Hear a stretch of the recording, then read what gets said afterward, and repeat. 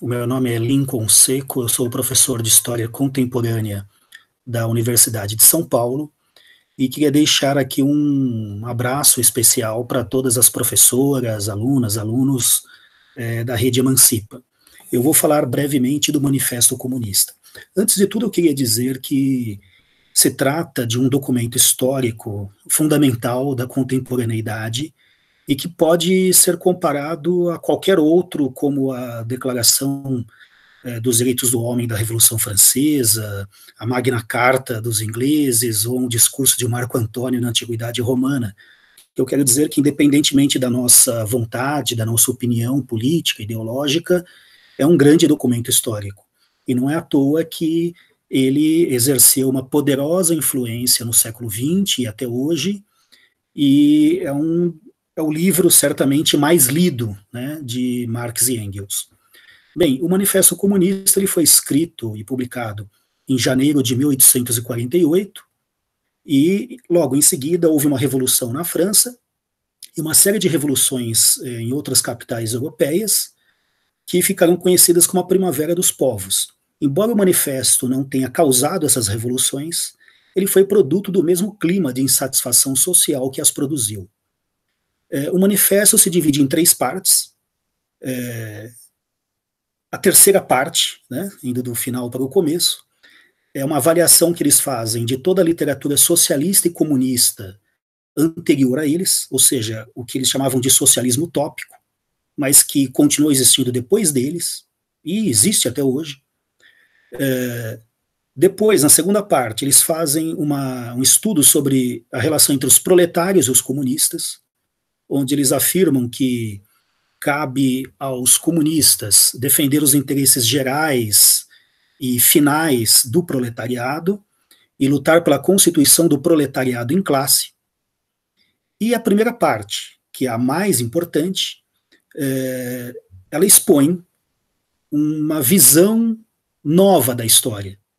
Ou seja, eles percebem que a humanidade sempre se dividiu em torno de classes sociais.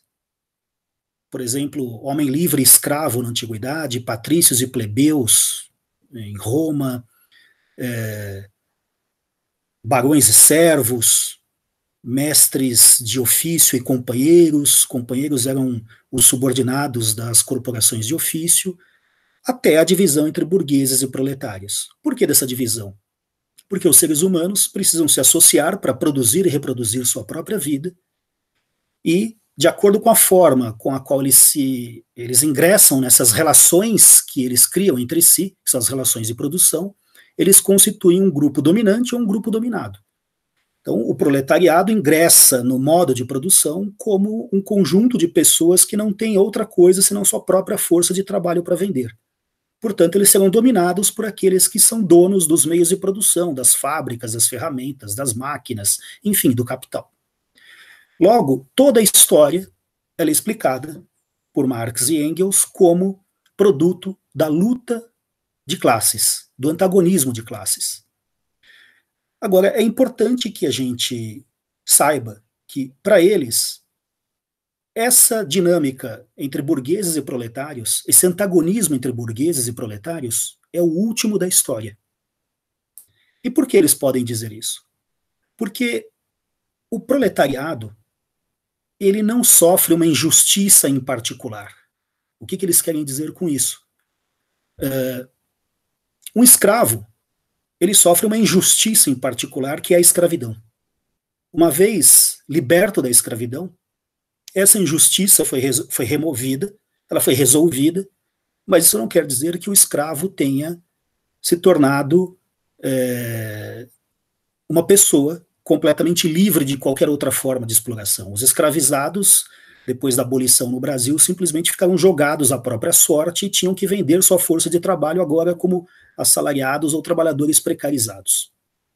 Da mesma forma, o servo, na Idade Média, ele podia ser emancipado da servidão, mas só para constituir uma massa explorável nas cidades para o capitalismo ascendente. No caso do proletariado, ele só pode ser emancipado, ele só pode se emancipar emancipando toda a humanidade, inclusive a classe dominante. Por quê? Porque ele só pode se emancipar abolindo o trabalho assalariado e o próprio capital. Ou seja, os dois fundamentos da última forma possível de exploração. Logo, o proletariado, ele é, acima de tudo, não uma classe que esposa, que defende direitos particulares. Ele é uma classe universal. E por isso o Manifesto Comunista, ele assume, como o próprio nome diz, um manifesto, uma forma de propaganda no melhor sentido da palavra, ou seja, é um livro que foi escrito como um convite para que o leitor e a leitora se engajem na mudança social. A última frase do manifesto é o espelho disso, é a frase mais famosa: proletários de todos os países, univos. É isso, pessoal. Um grande abraço.